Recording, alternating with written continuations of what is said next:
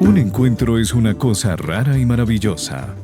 Es pasar la vida del uno al otro mientras pasan la vida del uno al otro. Siéntese en la banca del parque, donde todos cabemos.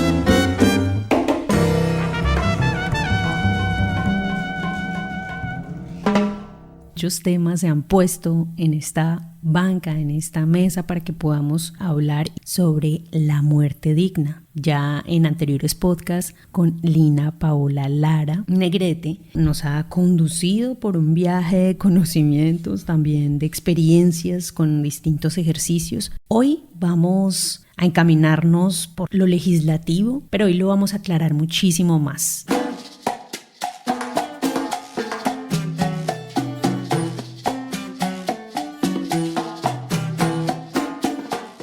Nosotros felices de darle la bienvenida a Lina Paola Lara Negrete. Hagdi, muchísimas gracias por este momento para sentarnos en la banca. Como siempre decimos, hacer esta pausa es tan importante. Tomar aire un poco y volver a pensar en esas cosas que probablemente tenemos archivadas o no hemos pensado lo suficiente, o porque las hemos pensado mucho, hemos creído que ya están completadas. Aquí estamos haciendo la tarea de aprender todos los días y eso es una maravilla. Muchas gracias. Les cuento que Lina Paola Lara Negrete es psicóloga de la Universidad Nacional de Colombia, magíster en psicología e investigación de la Universidad de los Andes, formada en perspectiva del transcurso vital, facilitadora en procesos de acompañamiento basado en acción sin daño, ética del cuidado, acompañamiento pedagógico y conciencia plena del respeto a la autonomía.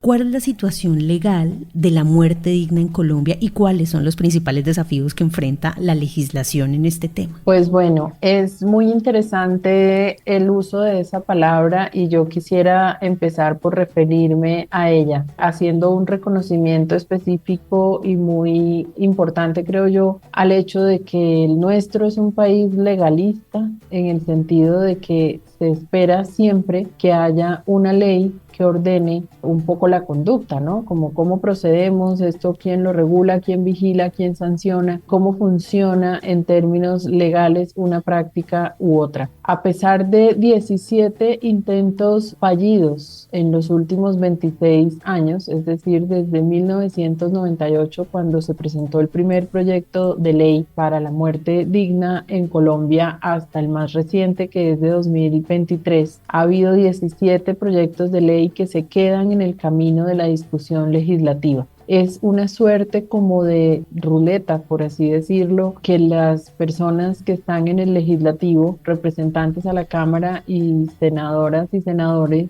den una discusión seria sobre este derecho fundamental, y lo que sucede casi siempre con esos proyectos de ley es que se archivan porque pasan a ser reemplazados por asuntos considerados como urgentes. Nadie ha dicho nunca, eso sí, que no sea un tema importante. Lo que pasa es que hay tantas urgencias legislativas en nuestro país que no ha sido sancionada una ley al respecto. Ante esa ausencia de ejercicio legislativo de nuestros congresistas, la Corte Constitucional es la que ha tenido que ponerse en la tarea de defender los derechos que tenemos todas las personas colombianas. Y es la Corte Constitucional la que ha despenalizado a través de diversas sentencias algunos de los procedimientos de muerte digna que son posibles, que existen. En Colombia hay 4 de ellos despenalizados, y eso es, además de todo, un asunto que tiene que ver con la manera como hemos comprendido el final de la vida, que está incrustada ella en buena medida en el sistema general de salud.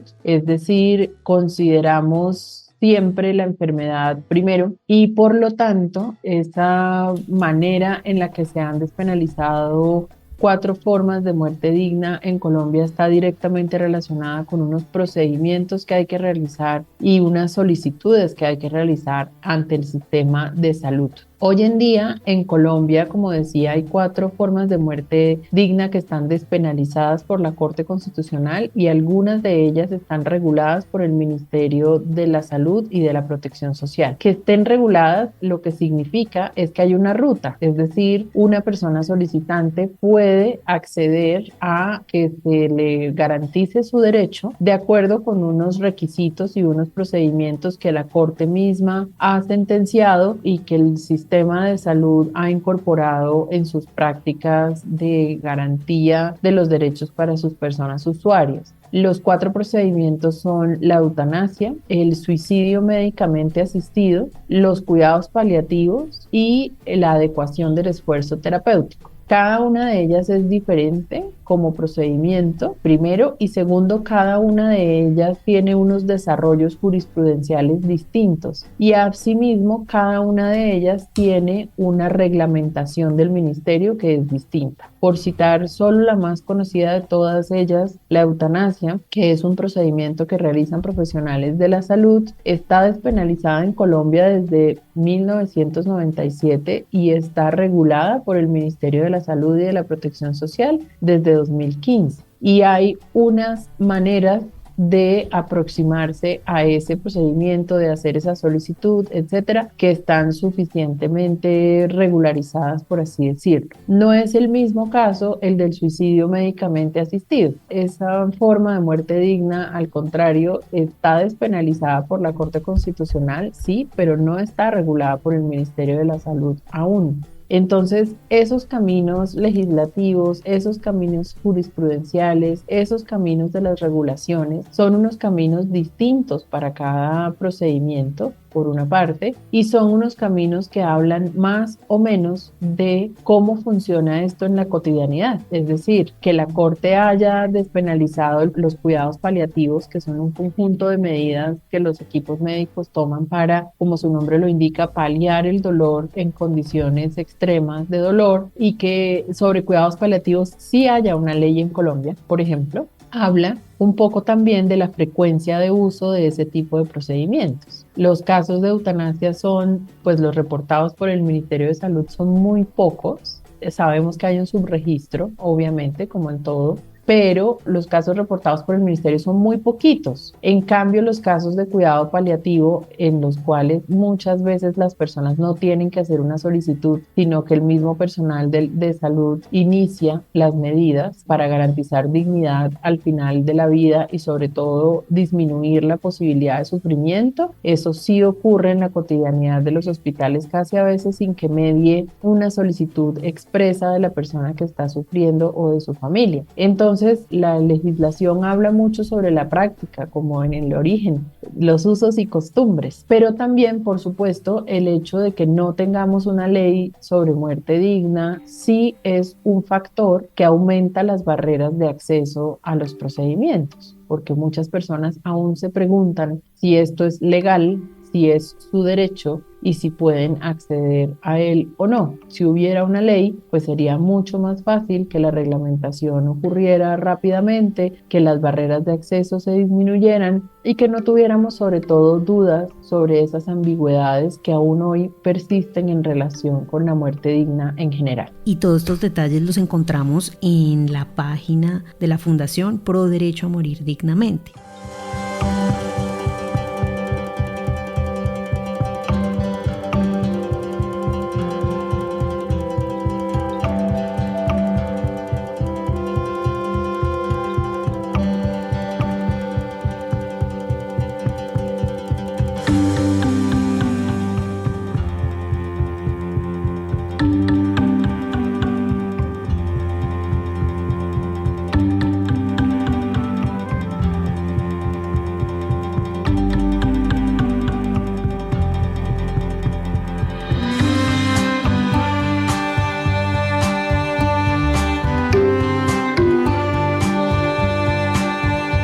¿cuál es el papel de la Fundación en la promoción de estos cambios legislativos? Pues Hagdi, la Fundación Pro Derecho a Morir Dignamente, que este año 2024 cumple 45 años de trabajo ininterrumpido, lo que hace fundamentalmente es, como tú bien lo decías, promover el acceso a la información clara, precisa y oportuna sobre los derechos que tenemos al final de la vida. La Fundación tiene una acción concreta que tiene que ver con, primero, ofrecer información de calidad en relación con los derechos, en relación con aquello que sabemos que es posible, y también tiene la Fundación la misión de ser la custodia de los documentos de voluntad anticipada. Los documentos de voluntad anticipada son un instrumento legal que sirve al propósito de expresar, como su nombre lo indica, nuestra voluntad, es decir, nuestros deseos en relación con cómo vivir la experiencia que significa el final de la vida. Esos documentos son unos documentos en los cuales dejamos consignado para el futuro, porque no sabemos con qué viene la experiencia futura. Dejamos consignado en ellos qué preferencias tenemos sobre cómo recibir tratamiento y cuidado cuando las situaciones de enfermedad nos ponen en esa situación. Nadie se imagina cuál es su punto de vista cuando está atravesando por un dolor profundo, y a veces esperar a que el dolor llegue y ocurra lo que hace es que nos impide ver con claridad cuáles son nuestras posibilidades para atravesar una experiencia de final de vida que esté acompañada de enfermedad. Entonces, lo que hacemos en los documentos de voluntad anticipada es consignar en plena conciencia, y después de acceder a información de calidad al respecto, cómo quisiéramos pasar por ese momento y qué decisiones querríamos que se tomen en caso de que no tuviéramos la conciencia suficiente para expresarlo. Es tan importante el documento de voluntad anticipada que la Corte Constitucional, cuando ha hablado sobre los requisitos para hacer una solicitud de muerte digna, ha mencionado tres. Son fundamentales. El primero de ellos es tener un diagnóstico de enfermedad grave e incurable. El segundo de ellos es que como consecuencia de esa enfermedad haya un sufrimiento que la Corte llama físico o psíquico. Y el tercero de ellos es tener un documento de voluntad anticipada. Una persona colombiana que cumpla con esos tres requisitos es una persona que puede solicitar el derecho a morir con dignidad en cualquiera de las cuatro formas despenalizadas: eutanasia, suicidio médicamente asistido, puede recibir cuidados paliativos o adecuación del esfuerzo terapéutico. Y a mí me gustaría referirme un poquito con detalle a estos tres requisitos que la Corte ha puesto. En el pasado se pensaba que el acceso a la muerte digna solo era posible en casos de enfermedad terminal, es decir, como en fases muy avanzadas del padecimiento y del dolor, y lo que la Corte ha dicho recientemente es no hay que llegar hasta allá. Con el diagnóstico de una enfermedad que ya se sepa que es grave e incurable, una persona puede tomar la decisión y puede hacer la solicitud. La mayor parte de las enfermedades que son graves e incurables producen un enorme sufrimiento físico y también emocional. El desgaste que significa para una persona que lo padece, tanto como para las personas que le cuidan, un diagnóstico de estas características es enorme. Y eso se puede documentar, no es una percepción, no es una cosa como de individual, subjetiva, es una cosa que realmente se puede documentar, el sufrimiento asociado a un diagnóstico de enfermedad grave e incurable, como dice la Corte, entre otras cosas porque ese sufrimiento antes se dejaba muy como en el tintero, es decir, usted tiene este diagnóstico, esto significa esto, el tratamiento que hay que seguir es este, pero la cotidianidad de la vida de una persona que está enferma, de una persona que se da cuenta que poco a poco está dejando de ser ella misma, o de las personas que le cuidan y se dan cuenta de que esa persona ya no es quien era, ese sufrimiento es una causa o es una cuestiones que se toman en consideración en una solicitud de muerte digna. Y la tercera de ellas, insisto, es el documento de voluntad anticipada. Hay un grupo enorme de personas, yo no voy a decir que la mayoría, pero sí es un grupo enorme de personas que no se atreve a hablar sobre la muerte, que considera que ese tema es un tema tabú, y sobre eso hemos conversado en episodios anteriores. Hay un grupo pequeño de personas que no consideran que hablar sobre la muerte sea un tabú y hablan sobre la muerte con frecuencia, con sus núcleos de personas significativas y cercanas, etcétera. Pero hay un grupo que todavía sigue siendo muy pequeño y que quisiéramos que fuera más grande, que es el grupo de las personas que no hablan por hablar, sino que consignan por escrito cuáles son sus decisiones en relación con esos escenarios posibles. Eso no significa que estemos anticipando el futuro y que todos pensemos que es terrible y que nos vamos a enfermar y vamos a morir horrible con una agonía espantosa. Eso no significa eso. Eso lo que significa es que es como una especie de precaución. Si a mí llegara a pasarme esto, lo que yo quisiera que suceda es esto. Y eso, consignarlo por escrito, es de un valor inestimable. Eso es lo que hacemos en la fundación. Promovemos la información para que las personas tomen decisiones informadas, conscientes. Y segundo, custodiamos los documentos de voluntad anticipada. Se oye simplecito. En realidad hacemos más cosas en el intermedio de esas dos, pero esas dos tareas ocupan el 100% de nuestra capacidad como fundación.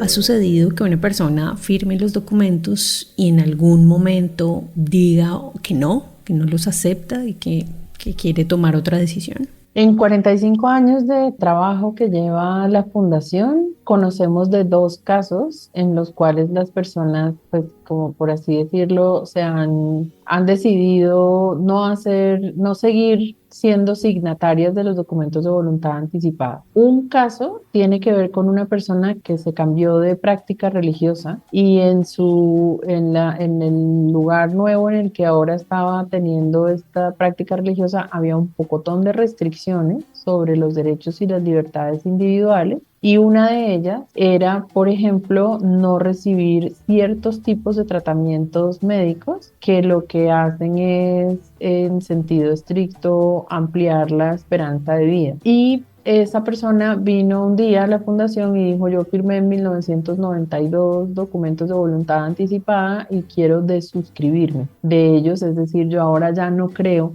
que eso sea conveniente, pues porque mi persona que me acompaña espiritualmente me ha recomendado así hacerlo, y efectivamente pues salió de nuestra base de datos y destruimos los documentos en su presencia. El otro caso es el caso de una persona que consideró que no era necesario esperar más a que hubiera un desarrollo legislativo y que hubiera como un camino más expedito entre el sistema de aseguramiento de la salud que tenemos en Colombia y las posibilidades de muerte digna, y también resolvió que no. En general, es muy difícil que una persona diga: no, yo ya no creo en nada de esto, y la razón por la cual eso es así es porque ningún documento de voluntad anticipada se firma sin la suficiente información y sin el suficiente espacio de reflexión, que es lo que propiciamos también aquí en la fundación en relación con las propias posibilidades. Uno, las posibilidades que están relacionadas con el núcleo familiar y con las personas significativas que nos rodean y nos acompañan y que probablemente sean quienes estén allí cuando la situación se haga enfermedad o se haga sufrimiento. 3, ponemos en contexto siempre la espiritualidad, es decir, qué significa para la práctica espiritual de cada persona hacer esta reflexión profunda consigo misma y con sus personas equivalentes en esa misma práctica. Y acompañamos también un asunto que tiene que ver con las condiciones médicas de las personas. Todos los cuerpos son diferentes y cada persona tiene una experiencia distinta en su relación con la enfermedad y en su relación con la salud. Entonces, no se firman los documentos de voluntad anticipada como si fuera a completar un formulario de quejas y reclamos o de felicitaciones y aplausos, y no es una cosa como mecánica en la que uno pone su nombre, su cédula y ya, sino que es una cosa que toca pensar con mucho juicio. Aquí el llamado con frecuencia es el llamado a profundizar esta pensada. Es que no se trata de un tema menor, se trata de una transición súper importante, y la conversación sobre la muerte en estos términos, yo trato de no decir que sea una conversación difícil, porque creo que hay otras que son más difíciles. Yo creo que la conversación sobre la muerte es una conversación profunda. O sea, pensar en la propia muerte o en la muerte de las personas que amamos exige unos niveles de trascendencia y de profundidad que no pueden ser tomados a la ligera. Por lo tanto, la firma de un documento de voluntad anticipada siempre, casi siempre, es el resultado de un proceso que tiene que ver con pensar hacia adentro y ver las propias posibilidades y decir, yo estoy muy convencida de esto, o yo no estoy tan convencida y o yo necesito más información, o me gustaría discutirlo con las personas que amo y que me aman. De manera que eso no es una cosa que sucede así como mecánicamente, como que alguien entra a nuestra página web, descarga, completa el documento, lo descarga, lo firma y ya, sino que aquí hay una pensada mucho más profunda. Nosotros en la Fundación acompañamos a echar esa pensada, por supuesto, pero la mayor parte de la gente que recibimos aquí y de la que custodiamos sus documentos de voluntad anticipada viene, o sea, no nos gusta mucho hablar de las personas a las que acompañamos con cifras y estadísticas, pero pues la realidad es que más del 60% son mujeres, y entre ellas buena parte viene porque ha tenido la experiencia del cuidado de una persona a la que ama.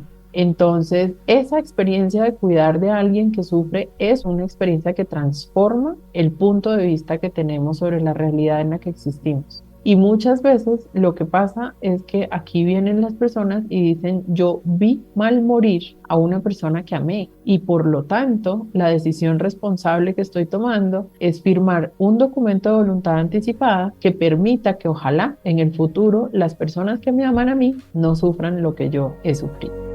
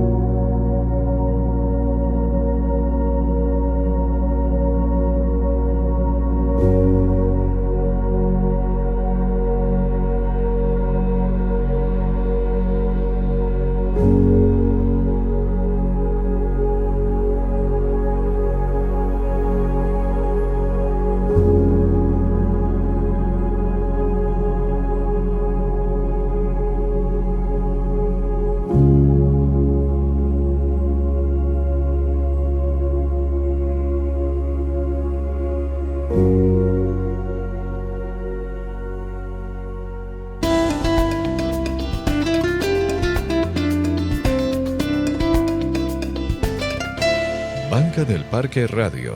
Lina, muchísimas gracias por responder todas nuestras preguntas, y como dices, pues yo creo que es un buen repaso irse por los anteriores podcasts y ir de uno a otro, pero no dejar pasar ninguno para poder llegar tal vez a preguntarnos algo más sobre la muerte. Pero nos encantaría saber cuál es la tarea del día de hoy. La tarea del día de hoy va a ser muy fácil para algunas personas y va a ser muy novedosa, no difícil. Para nadie va a ser difícil, va a ser muy fácil para algunas personas y va a ser muy novedosa para otras. Esa tarea consiste precisamente en entrar a la página web de la Fundación www.dmd,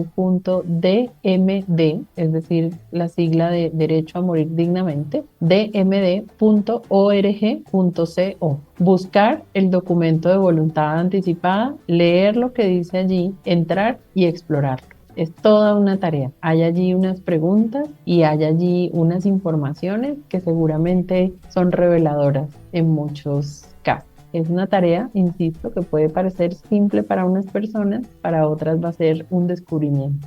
Muchísimas gracias, Lina, por todo tu conocimiento y gracias también por acompañarnos en esta banca. Gracias a ti, Hagdi. Es un placer y es un gusto siempre detenernos un momento para pensar en todo esto, pero una cosa es detenerse y respirar y otra cosa es hacerlo en la banca del parque en tan buena compañía.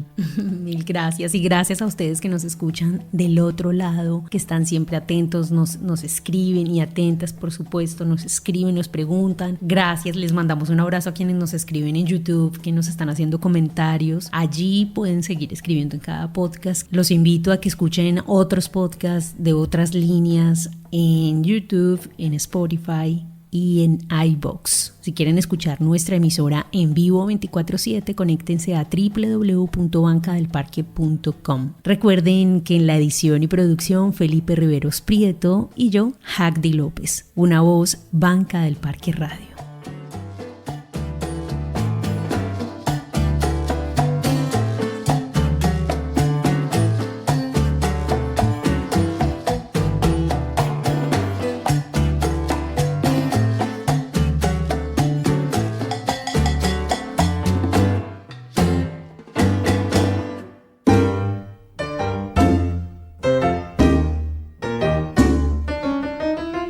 Ahora la banca del parque queda sola. Los esperamos para un nuevo encuentro y seguir pasando la vida del uno al otro.